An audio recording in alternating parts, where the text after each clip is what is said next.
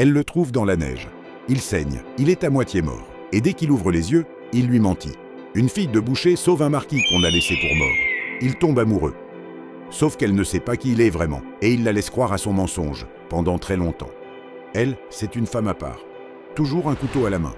Zéro patience pour les idiots. Lui, c'est un homme qui ne savait même pas qu'il avait besoin d'être sauvé. Jusqu'au jour où une fille couverte de sang de porc l'a tiré d'un trou de neige et a changé sa vie pour toujours. Fan Changyu a toutes les raisons de continuer sa route. Elle vient de perdre ses parents. Des bandits les ont tués. Elle doit élever seule sa petite sœur, Changning. La boucherie familiale, c'est tout ce qu'il leur reste. Le plus sage serait de rentrer chez elle. Mais en traversant la neige, elle trébuche sur un homme inconscient, à moitié enterré sous la glace. Dans sa main, une épingle en jade. Elle ressemble à celle de sa mère. Pour elle, c'est un signe. Elle le dégage. Elle le porte jusqu'au village. Madame Zhao comprend tout de suite. Ça va faire des rumeurs. Une femme seule ne peut pas garder un inconnu chez elle. Elle l'envoie chez les Zhao. Monsieur Zhao est médecin. Il regarde la blessure. Le traitement va coûter cher. Très cher. Changyu fonce chez le prêteur sur gage. Elle met en gage l'épingle de sa mère. La même épingle qui l'a menée jusqu'à cet homme. Elle prend l'argent. Elle revient avec les médicaments. Le même jour, des fonctionnaires arrivent au village. Ils cherchent des réfugiés sans papier. La sanction, l'armée, de force. Changyu cache l'inconnu dans l'enclos à cochons. L'odeur fait le reste. Personne n'a envie d'aller fouiller dedans. Quand il se réveille, elle lui demande son nom. Il répond Yan Zheng, un réfugié. Il dit avoir perdu ses papiers dans le chaos de la guerre. Et là, il ne ment pas vraiment. Il a été attaqué sur un champ de bataille. Ses gardes sont morts pour le protéger. Il est tombé d'une falaise dans une rivière et le courant l'a porté jusqu'ici. Ce qu'il ne dit pas, son vrai nom, c'est Tie Zheng, le marquis de Wuhan, un des hommes les plus puissants du royaume. Toute la capitale le croit mort. 2 factions le cherchent pour récupérer son corps. Il a de bonnes raisons de se cacher. C'est là que tout commence. Pendant ce temps, Changyu a ses propres soucis. Son oncle, avec les hommes de main du clan Jin, veut récupérer la maison familiale. La loi est de son côté. Une femme seule ne peut pas garder une propriété. Une seule solution existe, un mariage où le mari rejoint la famille de l'épouse. Les Zhao regardent le bel inconnu qu'ils soignent, puis regardent Changyu. Pour eux, c'est évident. Mais Changyu est trop fière pour demander. Elle dit juste que cet homme ressemble à un jade blanc parfait. Magnifique, précieux. Trop précieux pour elle. Elle finit pourtant par y penser, au point de répéter sa demande à un porcelet. Oui, un porcelet, encore et encore pour se donner du courage. Malheureusement, Yan Zheng entend tout. Quand elle lui apporte une soupe et essaie de parler, il accepte avant même qu'elle finisse sa phrase. Le marché est simple. Ils se marient, il reste le temps qu'elle récupère la maison, puis chacun part de son côté. Pas de sentiments, pas de complications. Ce plan tient 48 heures. Très vite, il remarque des choses chez elle. Sa façon de tenir un couteau, sa posture, sa manière de se battre. Rien de tout ça ne colle avec une fille de boucher. Et elle remarque aussi des choses chez lui. Quand les Jin reviennent pour la maison, il en bat 4 malgré ses blessures. Elle le surprend. Il dit qu'il était escorte armée. Elle laisse passer le mensonge. Quelques jours plus tard, son ex-fiancé revient, Song Yan.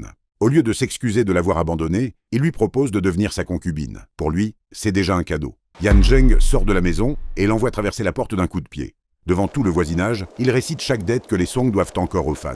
La nouvelle fiancée de Song Yan, la fille du magistrat, jette une bourse aux pieds de Changyu, humilié. Changyu ne prend que ce qui lui est dû, pas une pièce de plus. Le jour du mariage arrive. Les voisins disaient qu'elle épousait un infirme hideux. Puis Yan Zheng apparaît en tenue de mariage. Tout le monde se tait. Même Changyu reste figé une seconde. La nuit de noces tourne à la comédie. Son oncle et sa tante, convaincus que le mariage est faux, viennent espionner à la fenêtre. Changyu et Yan Zheng les repèrent. Ils projettent des ombres avec une bougie pour faire croire à une vraie nuit de noces, sans qu'il ne se passe rien du tout. Yan Zheng continue de l'observer. Un jour, en la voyant découper un porc, il remarque sa technique. Sa façon de tenir les lames ressemble à celle du général He Jingyuan, un homme qu'il connaît depuis l'enfance. Il ne dit rien, mais il commence à se poser des questions. Puis un magnifique faucon blanc se met à tourner autour de la maison. Changyu le capture, essaie de le vendre, puis pense à le cuisiner. Yan Zheng panique. Il la supplie de garder l'oiseau, prétendant savoir dresser les rapaces. Elle accepte, sans savoir que l'animal transporte ses messages codés. Peu après, il récupère discrètement de l'argent grâce à ses hommes. Il rachète l'épingle de la mère de Changyu en disant qu'il a vendu un texte à un libraire. Il achète du bois, du riz, de la farine, de l'huile, même de quoi soigner ses mains gercées. Il ne veut pas qu'elle sache que ça vient de lui.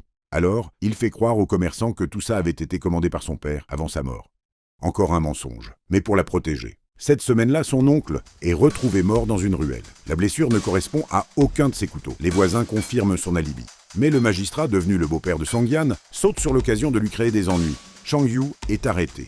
Le connétable Wang fouille sa maison. Il découvre le saccage, 3 corps au sol, et Yan Zheng et Changning disparus. Wang la libère pour qu'elle parte les chercher. Elle court vers la forêt. Yan Zheng affronte des tueurs entraînés. Shang Ning tremble, caché à côté. Cette fois, Shang Yu se bat avec lui. Ensemble, ils éliminent les derniers. Pendant quelques secondes, il voit enfin sa vraie force. De retour à la maison, il examine un sifflet trouvé sur un des tueurs. Le symbole le glace. Les guerriers du suicide de fer. L'élite de son propre oncle, le chancelier Wei. Ces hommes n'étaient pas venus pour lui. Ils cherchaient quelque chose dans la maison des fans. Le lendemain, le magistrat revient et accuse Yan Zheng du meurtre des assassins. 20 coups de fouet, pour le faire avouer. Une voix l'interrompt. Gong Sun-yin, son meilleur ami, arrive avec des papiers officiels.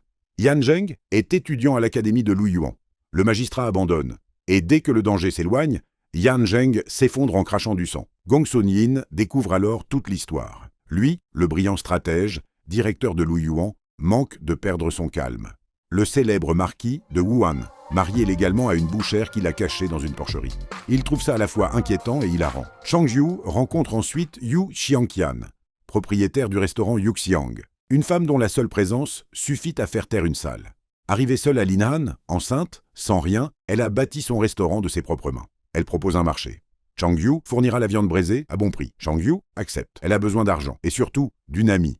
Les Zhao continuent d'espionner les jeunes mariés, persuadés que rien n'a été consommé. Shang Yu finit par leur offrir le spectacle qu'ils attendent. Elle monte sur le lit près de Yan Zheng. Ils se retrouvent soudain bien trop proches. La bougie s'éteint.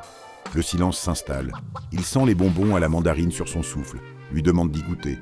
Le baiser est bref, mais il change quelque chose entre eux. Des assassins surgissent dans la maison. Encore les guerriers du suicide de fer. Shang Yu en poursuit un dehors. Yan Zheng en maîtrise un autre. Avant de mourir, l'homme parle. Les ordres venaient du chancelier Wei. Les vraies cibles sont les surfans, pas Yan Zheng. Ils cherchent une lettre, puis l'assassin avale du poison et meurt. La blessure de Yan Zheng se rouvre. Il s'effondre encore. Un nouvel homme arrive. Li Huaiyan, commandant de Jizhu, disciple du général He Jingyuan. Le magistrat Cui repère une tablette familiale illégale chez elle et tente de l'arrêter pour ça aussi. Li Huaiyan intervient, il interdit à Shang Yu de quitter la ville, puis il enquête discrètement sur Yan Zheng. Quelque chose ne colle pas. Dans la capitale, le général He emmène Li Huaiyan devant une tombe sans nom. Il lui demande une promesse. Si quelque chose lui arrive, Li Huaiyan protégera les surfans, loin de la politique. Li Huaiyan promet. À la cour, les factions Li et Wei s'affrontent ouvertement sur les vivres militaires. Le chancelier Wei évoque un sujet que personne ne touche. Le massacre de Jinzhou, 16 ans plus tôt. Personne n'en parle, sauf lui, parce qu'il sait exactement ce qui s'est passé. Chez lui, le chancelier s'assoit avec sa femme. Le froid entre eux est plus vieux que leur mariage. Un serviteur lui apporte une boîte. Dedans, une lettre tachée de sang sur des mouvements de troupes vieux de 16 ans et le sceau du tigre de l'ancienne dynastie. L'expéditeur, le général He Jingyuan. Le message est clair, c'est un avertissement. Si Wei Yan touche encore aux surfans, He Jingyuan révélera la vérité sur Jinzhou. Wei Yan traite le père de Shang Yu de traître, à voix basse, puis il décide, il laissera les filles vivre, pour l'instant. Li Huaiyan s'installe dans la maison voisine, officiellement pour surveiller, en réalité pour protéger les surfans. Il invente une histoire. Les assassins cherchaient une vieille carte au trésor. Elle a été retrouvée. L'affaire est close, Shang Yu le croit. Yan Zheng, lui, écoute tout à travers le mur et comprend que Li Huaiyan ment. Peu après, Li Huaiyan rassemble toutes les pièces. Il sait qui est vraiment Yan Zheng. Il vient le confronter. Yan Zheng ne nie rien. Il brise une tasse contre la table, presse l'éclat contre sa gorge. Il l'avertit. Un homme ne reste pas neutre éternellement. Li Huaiyan répond simplement que sa loyauté va au peuple, pas aux factions. Quelques jours plus tard, Yan Zheng retrouve secrètement ses hommes dans une clairière. Ses cavaliers en robe noire veulent qu'il reprenne sa place dans la capitale. Il refuse, pour l'instant. Il préfère laisser ses ennemis se planter tout seuls. Yu Qiangqian propose de raccompagner Shang Yu. La route paraît calme, jusqu'à l'embuscade. Des hommes manqués-nés, masqués, sortent de partout. Ils ne s'attendaient pas à tomber sur Fan Shang Yu. Quelques minutes plus tard, ils sont tous au sol. Qiangqian commence enfin à croire toutes les rumeurs sur sa partenaire. Mais leur chef, Bucherguo, avait prévu autre chose. Une fléchette empoisonnée. Shang Yu s'écroule. Yan Zheng entend le cri de Qiangqian. Il arrive, soulève Shang Yu, la ramène chez elle. Il traverse tout le village avec elle dans les bras. Il ignore les regards. Il reste à son chevet jusqu'à ce que le poison disparaisse. Son visage reste calme. À l'intérieur, quelque chose bouge. Une fois certain qu'elle survivra, il repart trouver Bucherguo. Cette fois, plus de retenue. Il le poignarde. Il le frappe. Encore. Et encore. Jusqu'à ce que l'homme ne puisse plus se relever. Une voix l'arrête. Shang Yu. Elle vient de se réveiller. Elle a tout vu. Elle lui demande d'arrêter. Il s'arrête. Immédiatement. Sans discuter. Mais c'est trop tard. Cet homme n'agit pas comme un simple réfugié. Ni comme une ancienne escorte. Il est bien plus dangereux que ça. Quelques jours après, Madame Song humilie Shang Yu au restaurant, devant ses amis. Qiangqian intervient pour la défendre. Erreur. Les attaques se tournent vers elle. On l'accuse d'être une mère célibataire. Une honte. Un homme assis plus loin écoute tout ça. Jimin. Une chose attire son attention. Il y a un enfant. Sa traque de Qianqian devient plus agressive. Il réserve tout le restaurant pour 10 jours. Qianqian fixe un prix absurde pour le décourager. Il paie sans broncher. Elle ferme le restaurant et raconte tout à Changyu. Elle pense connaître cet homme, ou plutôt avoir connu quelqu'un comme lui. Même façon de se déplacer, même présence. Mais un autre visage, une autre voix. Puis elle propose quelque chose d'inattendu. Demander à Yan Zheng de jouer son mari, pour une journée, pour faire fuir Jimin. Yan Zheng refuse d'abord. Puis, il apprend que Jimin stocke des centaines de milliers de tonnes de céréales, des réserves qui paralysent toute la région. Il change d'avis aussitôt. Dès que Jimin voit Yan Zheng, il pâlit. L'homme devant lui ressemble exactement au marquis de Wuhan, censé être mort. Yan Zheng parle directement des céréales. Les gardes interviennent. Yan Zheng casse une baguette, lance l'éclat vers la porte. Du sang traverse le papier. Un garde vient de perdre un œil. La discussion s'arrête là. Après ça, Jimin cesse de poursuivre Qianqian, mais seulement parce qu'il s'intéresse désormais à Yan Zheng. Il envoie un émissaire proposer une alliance. L'homme révèle que depuis des années, le chancelier Wei élimine discrètement tous ceux qui pourraient connaître la vérité sur Jinzhou. Yan Zheng comprend. Le père de Changyu en faisait probablement partie. Quand l'émissaire propose de rejoindre leur camp, Yan Zheng refuse. Il demande seulement les céréales. Contre toute attente, Jimin accepte. Pour le nouvel an, Qianqian sort enfin son fils Baoer de sa cachette. Le garçon joue avec Chang Ning. Une vieille femme s'approche discrètement et lui demande son nom, sa date de naissance. Baoer ment par réflexe. Et heureusement, cette femme travaille pour Jimin. Malheureusement, un autre serviteur a déjà parlé sous la torture. La vérité éclate. Baoer est le fils de Jimin. Dans la capitale, la princesse Qishu est forcée de rencontrer Li Huaiyan. Elle lui dit franchement qu'elle n'est pas intéressée. Il lui répond qu'il ne l'est pas non plus. Puis, elle se penche et lui propose quelque chose. Ils chuchotent ensemble, pendant que la mère de la princesse les espionne, ravie, persuadée qu'une belle histoire est née. Une révélation bouleverse Changyu. Son grand-père l'appelle à son chevet et lui dit enfin la vérité. L'homme qu'elle a toujours appelé père n'était pas son fils biologique. 17 ans plus tôt, un couple est arrivé à Linan, plein d'argent. Leur véritable enfant avait été enlevé. Ils ont payé le grand-père pour les accueillir. Et l'oncle qui réclamait la maison était lié à cette histoire. Quelques jours avant leur mort, ses parents avaient laissé une lettre. Ils préféraient mourir plutôt que mettre leurs fils en danger. L'oncle a brûlé cette lettre pour s'approprier la maison, pour effacer la vérité.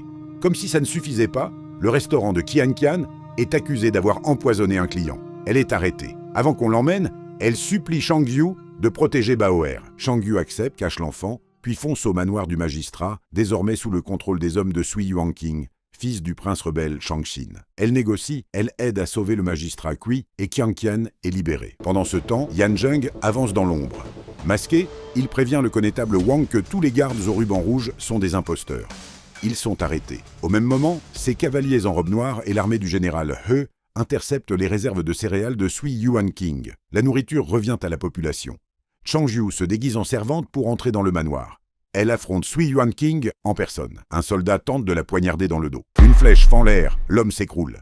Le tireur, c'est l'homme masqué, Yan Zheng. Sui Yuanqing comprend. Le marquis de Wuhan est vivant. Et cette femme qui se bat devant lui, c'est son épouse. La bataille les mène jusqu'au bord d'une falaise. Yan Zheng poursuit Sui Yuanqing et l'abat d'un tir. Le rebelle disparaît dans l'eau en bas.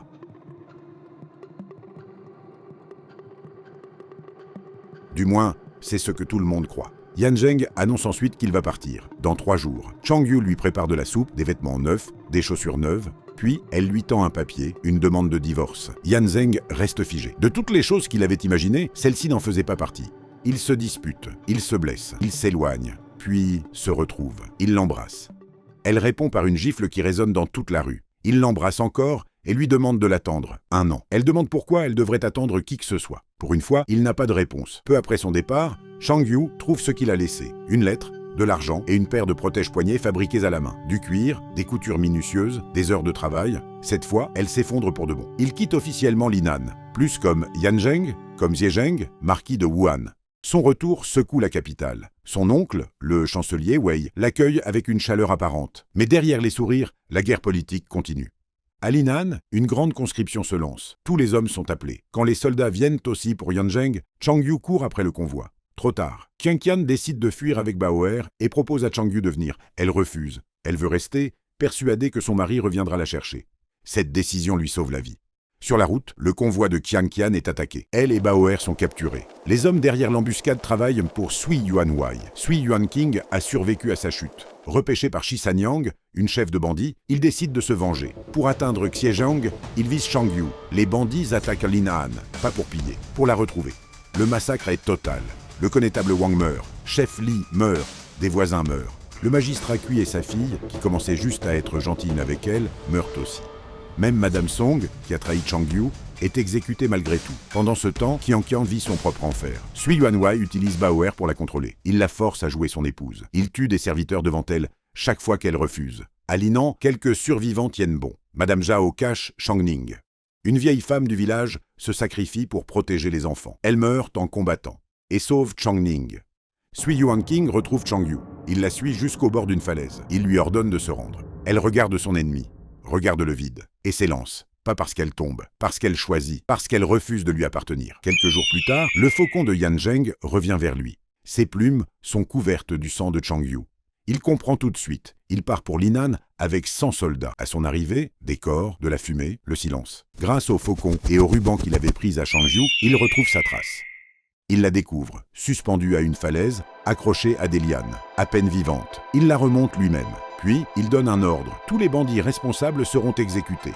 Leurs corps resteront exposés 3 jours. Le groupe trouve refuge dans une ferme isolée, chez une vieille femme aveugle. Elle examine Changyu, une grave hypothermie. Pour la sauver, il faut la déshabiller et commencer le traitement. Yan Zheng dit simplement « Je suis son mari ». Il reste avec elle toute la nuit. Quand elle cauchemarde, il lui parle. Quand elle tremble, il la réchauffe. Il remet doucement le ruban bleu dans ses cheveux et lui promet, quand tout sera fini, il l'épousera pour de vrai. Comme elle ne répond pas, il prend ça pour un oui. Quand Changyu se réveille enfin, elle croit que les soldats qui la surveillent sont des bandits. Elle les neutralise tous les deux, attrape la vieille femme aveugle et s'enfuit. Elle tombe sur Li Huaiyan.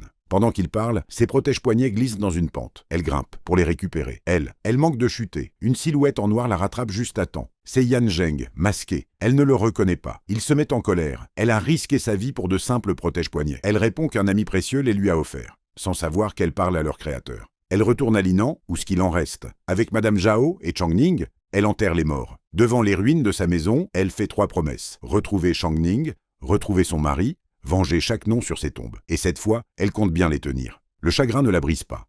Il lui donne un but. Changyu se met à chasser les trafiquants d'enfants dans toute la région. Elle libère des dizaines de victimes, gagne un nouveau surnom, la Belle Bouchère. Elle commet une erreur, prend un père innocent pour un trafiquant, et Li Huaiyan doit la sortir de là. Puis, elle suit une autre piste jusqu'en territoire ennemi, et atterrit dans une carrière transformée en camp de travail forcé. Pendant ce temps, Xiezheng demande enfin au général He Jingyuan ce qui est arrivé au couple fan. Le général admet que son ancien camarade, le père de Changyu, et sa femme acculée sur ordre du chancelier, ont choisi une issue tragique. À la carrière, Changyu est associé à un vieil homme têtu, Tao Yi. En réalité, l'ancien ministre des Travaux et l'actuel grand tuteur de l'Empire. Puis les Jin arrivent, eux aussi condamnés au travail forcé. Ils jurent fidélité à Changyu sur le champ. La brigade des bouchers du Nord-Ouest est née. Changyu fait un pari avec le général Pei. Si elle porte seule 2 énormes paniers de pierre jusqu'en haut de la montagne, sa brigade aura du poulet. Elle utilise la technique de son père et réussit. Tao Yi l'observe avec un regard nouveau. Puis, il lui glisse, tout bas, que la boue sur ses chaussures a changé de couleur. Elle a repéré un chemin secret dans la forêt. Elle rapporte ce qu'elle a vu sur le barrage. Tao Yi comprend tout. Le plan, c'est de faire exploser le barrage pour inonder la gorge ennemie. Sauf que les ouvriers, en partie des travailleurs forcés, vont se noyer avec l'ennemi. Tao Yi propose un meilleur plan, qui sauve la moitié des vies. Le général Pei réalise qu'il parle au grand tuteur en personne. Il écoute. L'ordre arrive. La moitié des ouvriers doit partir au front. On tire au sort. Changyu et les Jin tirent pour rester. Tao Yi tire pour partir. Mais lui, c'est la vérité. Ceux qui restent vont périr dans l'explosion. Il échange son lot avec celui de Changyu. Les Jin échangent les leurs pour rester avec elle. 2 d'entre eux, Man Kang et Man Wu, entendent les soldats confirmer le piège cette nuit-là. Ils courent l'avertir. Elle retourne chercher Tao Yi. Ils l'atteignent juste à temps. Des espions ennemis pénètrent dans le camp. 3 d'entre eux filent vers les lignes rebelles. S'ils y arrivent, le plan échoue. Changyu et sa brigade les rattrapent. Tous les 3 morts, avant qu'un signal puisse être donné. Sur le champ de bataille, Xiezheng arrive avec 1000 soldats face à Sui Yuanqing, qui a amené une armée bien plus grande et garde Changning enchaîné à côté de lui. En voyant son beau-frère, Changning crie son nom et ruine la rumeur qu'elle est de sa fille. Sui Yuanqing se tourne vers l'enfant. Xiezheng arrive le premier. Il prend le coup pour elle. Il capture Sui Yuanqing, fonce vers la gorge. Au bon moment, le barrage explose. La brigade des bouchers livre ses jetons d'espions aux officiers de Xiezheng comme preuve. Ils se présentent seulement par le nom de leur groupe. Xie Zheng ne fait pas le lien avec Chang Yu. Il croit encore qu'elle voyage avec Li Huayan. Il envoie son oiseau. Sa sœur est en sécurité. La brigade arrive au camp militaire avec Tao Yi. Chang Yu retrouve Monsieur Zhao, qui a survécu, et Li Huayan. Puis Gong Sun Yin tombe sur elle dans le camp et la met face à Chang Ning. Les retrouvailles les brisent toutes les deux. La princesse Qishu arrive au camp, déguisée en médecin bénévole. Sa servante l'accompagne. Xie Zheng n'est pas content de les voir. La brigade les a aidés à traverser des tirs de flèches dans chemin. Chang Yu a poussé la princesse hors de la trajectoire d'une flèche avec une telle force que Qishu en reste impressionné et un peu effrayé. Chang Yu est affectée à l'infirmerie. C'est là qu'elle entre dans une tente et trouve Xie Zheng allongé sur un lit. Ses gardes vident la tente, Snen vide la tente immédiatement. Elle ne le remarque même pas. Elle voit juste son mari. Elle fait venir la princesse pour le soigner, sans savoir qu'elles se connaissaient déjà. Qishu observe toute la scène, sidérée, et décide de ne rien dire. Elle prend quand même un plaisir évident à sermonner Chang Yu, juste devant lui, sur les beaux hommes qui mentent aux femmes. Chang Yu retrouve Sui Yuanqing dans le camp. Sa brigade le traîne jusqu'à une montagne et le passe à tabac pour Lin Han. Puis, ils l'utilisent comme monnaie d'échange pour forcer l'ennemi à livrer viande et céréales. Ils reviennent en héros. L'opération viole presque toutes les règles militaires. Xie Zheng place un de ses hommes derrière un écran pour jouer le marquis. Le faux marquis condamne Chang Yu à 30 coups. Xie Zheng insiste pour les prendre à sa place. Elle refuse de le voir souffrir encore. Quand les coups commencent, elle se place derrière lui, protège son dos avec son propre corps. Depuis des mois, Chang Yu se présente comme la femme d'un certain Yan Zheng. Elle a traversé une zone de guerre pour lui. Elle a gardé ses protège-poignets à travers un massacre, une chute de falaise, un hiver presque mortel. Et maintenant, dans ce camp, personne ne connaît un homme appelé Yan Zheng. Les pièces commencent enfin à s'assembler dans sa tête. Avant la bataille décisive, Chang Yu drogue les médicaments de Xie Zheng. Persuadée qu'il est encore trop blessé pour combattre, elle enfile une armure, prend sa place, part au front. Xie Wu, son fidèle vice-général, la découvre dans l'échange. Il ne peut qu'ordonner à la brigade de la protéger, à tout prix. Le plan ne dure pas longtemps. Xie Zheng découvre la vérité, la rejoint. Elle affronte le général Shihu, le terrible guerrier blindé de l'ennemi. Son couteau de boucher se brise contre son armure, dès le premier coup. Elle attrape sa propre masse quand il la lâche, utilise sa technique contre lui et le bat à mort avec sa propre arme. L'ennemi se retire. Sa brigade scande son nom. Puis, à travers la foule des soldats en liesse, Xie Zheng arrive à cheval. Il s'est entaillé pour brûler le sédatif. Il a chevauché à moitié réveillé, parce qu'elle a pris sa place. Les soldats crient son nom, son titre, le marquis de Wuhan. Chang Yu se retourne. Tout s'écroule en elle d'un coup. Elle court. Il est plus rapide. Il est à cheval. Il l'attrape sur sa selle, l'emporte loin du champ de bataille. Elle descend du cheval dans la forêt, furieuse, sans savoir où mettre cette colère. Il plante son épée dans le sol et explique. Elle l'a sauvée dans la neige. Il a caché son identité pour la protéger. Plus de gens savaient qu'il était vivant. Plus elle était en danger. Il a raison sur tout. Mais ça ne rend pas le mensonge plus petit. Elle dit que l'homme qu'elle a épousé s'appelait Yan Zheng. Yan Zheng n'existe pas. Pour elle, l'accord est nul. Cette nuit-là, ni l'un ni l'autre ne dort. Ils se retrouvent tous les deux près d'une cascade. Il la défie en duel pour calmer la tension. Ils se battent jusqu'à ce que la colère se transforme en autre chose. Il s'assoit au bord de l'eau, mange du poisson qu'il a pêché lui-même. Il lui dit qu'il n'avait jamais voulu se marier avant, parce qu'il savait que ça ferait d'elle une veuve. Mais maintenant, il veut vivre. Elle lui dit qu'elle l'aime bien, peu importe le nom. Le lendemain, Tao Yi vient la voir. Il veut l'adopter comme fille. Xie Zheng l'a supplié de le faire. Tao Yi rit, fait semblant de râler, puis accepte. Il lui donne un nom de courtoisie, Shanjun, tigre féroce des montagnes. Un nom réservé aux hommes de haut rang, sa façon de lui dire qu'elle a sa place. Xie Zheng lui forge une paire de lames jumelles pour remplacer son couteau brisé contre Shihu. Les lames doivent être trempées dans du sang pour ne jamais blesser leur propriétaire. Il utilise le sien. Vers la même période, Xie Zheng retrouve Baoer caché dans la nature avec le fils de la nourrice, Zhao Xun. Zhao Xun explique enfin ce qu'il sait. 17 ans plus tôt, un incendie au palais de l'Est. La princesse héritière a fait sortir son fils en l'échangeant avec un autre enfant. Elle a abîmé son visage pour qu'on ne le reconnaisse jamais. Puis, elle est morte dans les flammes, avec l'enfant échangé. Son fils a grandi sous une fausse identité, Sui Yuanhuai. Son vrai nom, Qi Min, le véritable héritier impérial.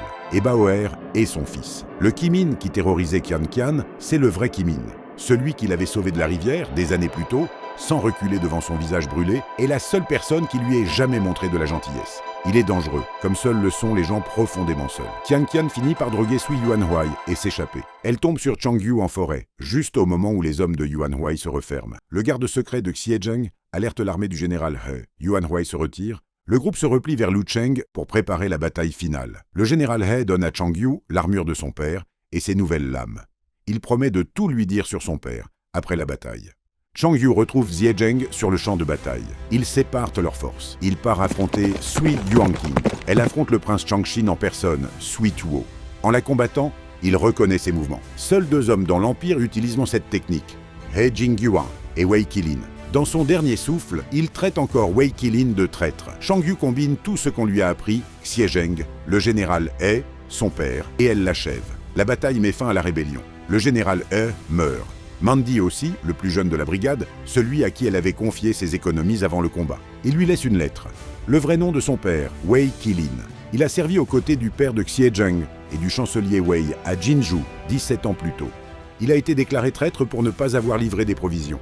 Il est mort en fuyant pour que cette accusation ne suive jamais ses filles. Ce qui veut dire que Shang Yu est la fille de l'homme que tout l'Empire croit responsable de la mort du père de Xie Zheng. Le jour du mémorial pour le père de Xie Zheng et les funérailles du général, eux tombent en même temps. Les invités apportent une effigie en papier de Wei Qilin pour la brûler. Shang Yu le défend devant toute la foule, sans dire qu'il est pour elle. La foule se retourne contre elle. Xie Zheng doit intervenir pour la sauver. Après ce jour, elle l'appelle par son titre, plus par son nom. De la distance, elle ne lui dit pas ce qui l'apaise. Il ne la force pas à parler. Elle est promue commandante de cavalerie, 5e rang. L'armée de Jiju se partage entre elle et Li Huayan. Elle devient une cible entre 2 factions avant même d'arriver dans la capitale. À la cour, l'empereur décide de marier la princesse Qishu au marquis de Wuhan. Xie Zheng répond en ignorant l'édit et en coupant l'oreille de l'eunuque qui le lit. Il retrouve Shang Yu en privé, lui promet qu'il n'épousera jamais la princesse. Son cœur lui appartient. Il promet de l'aider à découvrir la vérité sur Jinzhou. La princesse Changxin confronte Sui Yuanwei sur son identité. Elle et son mari s'avèrent depuis toujours qu'ils n'étaient pas leur vrai fils. Yuanwei la tue. Il simule sa propre mort. Zhao Xun reconnaît que le corps n'est pas le sien. Chier. Zheng envoie Zhao Xun voir Sui Yuanqing dans sa cellule pour lui dire la vérité. Il espère monter les 2 frères l'un contre l'autre. Sui Yuanqing va confronter Qi Min. Il ne peut pas tuer l'homme qu'il appelait frère. Qi Min, lui, n'a pas ce problème. Il poignarde Sui Yuanqing et s'en va. Li Huayan arrive après le combat. Qi Min lui ordonne de retrouver Qian Qian, de la lui amener et de tuer Baoer.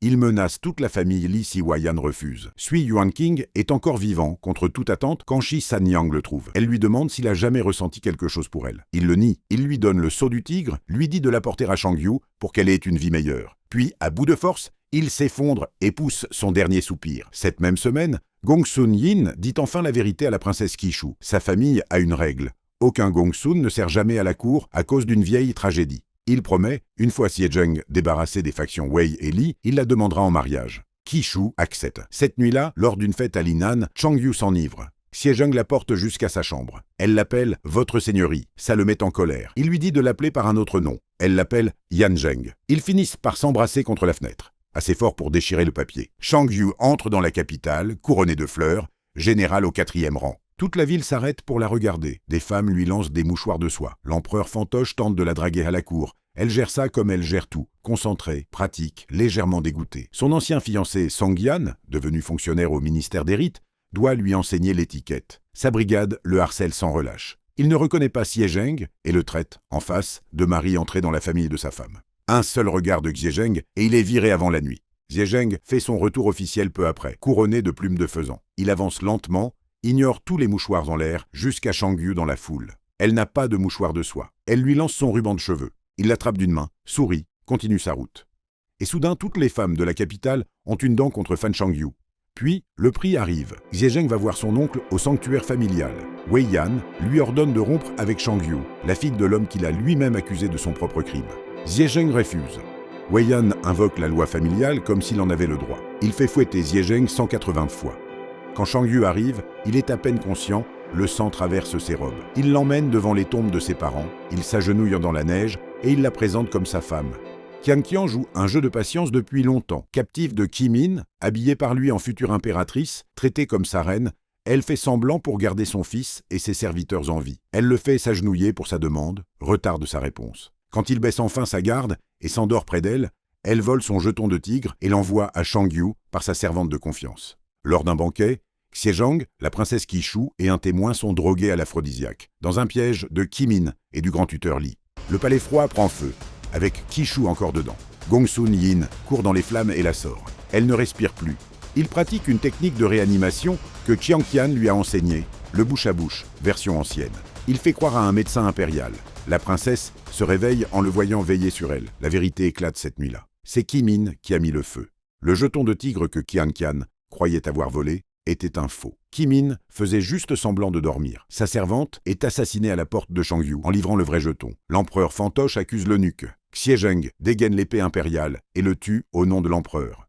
Wei Yan gifle l'empereur en pleine cour, le prévient. Ce schéma s'est déjà produit 17 ans plus tôt. L'aphrodisiaque est encore dans le sang de Xiezheng quand il rentre. Ils consomment enfin leur faux mariage dans son bain. Shi Sanyang arrive au manoir avec la tête tranchée de Sui Yuanqing et le vrai jeton de tigre. Elle en a fini avec la vengeance. Shangyu, malgré Lin Han, accepte de l'aider à recommencer une vie. Sanyang avait été gentille avec Shangning autrefois. Et ça, pour Shangyu, ça comptait. Avec le vrai jeton de tigre, Shangyu va frapper le tambour de la doléance impériale. La coutume veut qu'on parade dans les rues avant de déposer plainte contre un chancelier. Les mêmes foules, qui lui lancèrent de la soie quelques semaines plus tôt, lui jettent maintenant des légumes pourris. Pour eux, elle est la fille du traître. Elle marche quand même. Xiezheng a rêvé de sa mère. Il sort la boîte de gâteaux moisie qu'elle lui avait donnée enfant. Sous la boîte, un second compartiment. Dedans, une lettre de la concubine Shu, la femme que Wei Yan a aimée, adressée à Wei Yan lui-même. Une supplique qu'il avait éloignée du front, à Jinzhou, 17 ans plus tôt. Une supplique falsifiée, sa mère le savait. Elle a caché la lettre pour qu'un jour, son fils puisse blanchir le nom de son père. Puis, elle s'est laissée mourir. Kimin prend le palais d'assaut. Il arrive avec sa propre armée par des portes ouvertes en secret par le grand tuteur Li qui a choisi de soutenir l'héritier impérial. Il s'assoit sur le trône. Il amène Xiangqian enchaîné, en robe d'impératrice. L'empereur fantoche lui remet le sceau impérial sans résister. Xiezheng fonce à la porte de la ville. Pour la première et dernière fois, lui et Wei Yan se battent côte à côte, tiennent la porte ensemble contre les forces de Kimin. Li Huaiyan échappe à l'assignation à résidence de son grand-père et mène ses soldats pour libérer l'empereur fantoche, devenu fou de terreur. Kimin prend une flèche destinée à Xiangqian. Il se met devant elle. Il tombe du mur du palais, enchaîné à elle. Shangyu attrape la chaîne, retient Xiangqian. Kimin, sachant que son poids les entraînera toutes les deux, libère volontairement sa main. Il tombe lourdement. Il crache du sang. Il s'évanouit. La vérité éclate cette même nuit. La princesse Qishu confronte sa mère. La princesse héritière a été tuée par l'ancien empereur lui-même. Il a remplacé l'eau des citernes par de l'huile. Il a falsifié la lettre de la concubine Shu pour éloigner Wei Yan du front. Wei Yan a abandonné Jinzhou par amour, manipulé par un monstre. Wei Qilin a porté le blâme. Le père de Xiezheng est mort pour rien. La mère de Shangyu a été emportée par ce tragique destin. Lin Han a été totalement détruite. Tout a commencé avec un empereur paranoïaque, terrifié par le pouvoir de son propre fils. Kimin meurt dans les bras de Xiangqian. On l'envoie lui porter la sentence empoisonnée. Elle la porte dans une soupe. Il sait. Il lui demande une dernière fois qui elle est vraiment. Elle ne répond pas. Elle dit juste qu'elle vient de très loin et qu'elle ne peut pas y retourner. Il l'appelle menteuse. Il boit quand même. Avant de mourir, il lui dit qu'il est tombé amoureux d'elle le jour où elle l'a sauvé de la rivière. Parce qu'elle n'a pas reculé devant son visage brûlé. Parce qu'elle l'a vu, lui, le vrai. Il espère ne pas la croiser dans leur prochaine vie. Il meurt. Elle le tient dans ses bras. Baoer devient empereur. On le renomme Qiyu. Il a 6 ans, il est très sérieux et il essaie déjà de demander Shangning en mariage. Elle ne comprend pas trop ce que ça veut dire et répond par une promesse du petit doigt. Xiangqian devient impératrice douairière, lui explique doucement qu'il devra attendre d'être plus grand pour redemander. Xiezheng devient prince régent. Fan Shangyu est promu grande générale de Waihua, première au rang. Le nom de Wei Qilin est lavé. Il reçoit le titre de comte Zhongyong. Son grand-père maternel, le général Meng Shuyuan, reçoit à titre posthume celui de marquis Wusu. Li Huaiyan demande à partir pour la frontière pour expier sa collusion avec Kimin. La famille Li donne toute sa fortune au pays, par honte. 1 an plus tard, Wei Yan boit un vin empoisonné, préparé par Xiezheng lui-même. Pas par vengeance, par pitié. Ils boivent le thé ensemble, avant. Xiezheng, Shangyu, Shangning et les Jin rentrent chez eux. Elle reconnaît officiellement les Zhao comme ses parents adoptifs devant toute la ville. 5 ans plus tard, quand un pays étranger attaque le grand royaume Yin, Xiezheng et Fan Shangyu repartent ensemble, en armure assortie. Ils ont 2 enfants. L'aîné porte le nom Xai, la cadette porte le nom Meng. Celui de la mère, pour que les 2 familles trahies ne disparaissent jamais. La femme qui a mis en gage l'épingle de sa mère pour sauver un inconnu dans la neige est devenue la plus haute générale de l'Empire. L'inconnu qu'elle a sauvé dirige maintenant le pays, entre la porcherie et la salle du trône, entre le faux mariage et le vrai, entre tous les mensonges et la seule vérité à laquelle ils sont toujours revenus, elle est restée elle-même, du début à la fin. C'est ça le jade. La valeur a toujours été en elle. Il le lui a dit lui-même, plus tard, quand toute la capitale les regardait, quand chacun essayait de décider ce qu'elle valait. Il lui a dit qu'elle n'était pas le jade qu'on poursuit. Elle était le jade. Il la cherchait depuis la neige. Il a reçu 180 coups de fouet. Il a forgé ses armes et les a scellées avec son propre sang. Il s'est agenouillé devant les tombes de ses parents pour la présenter comme sa femme dans la neige qui tombait. Il a bu le thé avec l'oncle qu'il a élevé, puis lui a tendu une coupe de poison l'année suivante, pas par vengeance. Parce que c'était ça, la justice, dans un pays qu'il venait de reconstruire. Elle a sauté d'une falaise plutôt que d'être utilisée contre lui. Elle l'a drogué pour qu'il ne meure pas dans une bataille qu'elle pouvait livrer à sa place. Elle a marché sous une pluie de légumes pourris pour blanchir le nom de son père. Elle a rattrapé une femme enchaînée en plein vol pour sauver l'ami qu'elle aimait plus que sa propre sécurité. Aucun des deux ne l'a dit facilement. Aucun des deux n'a rendu ça simple. Mais à chaque instant où l'un d'eux aurait pu abandonner, ils n'ont pas abandonné. Alors, quel moment t'a marqué le plus? La neige, le papier de divorce, le jour de son départ, la falaise, la consommation du mariage, le drame qui a détruit le seul foyer qu'elle ait jamais eu, ou Kimin, buvant cette soupe à la fin, tenant sa parole, choisissant de partir dans ses bras plutôt que de se battre. Dis-moi, je veux vraiment savoir ce qui t'a le plus plu, parce qu'il y aura forcément quelque chose. Et si tu veux d'autres récaps comme celui-ci, abonne-toi.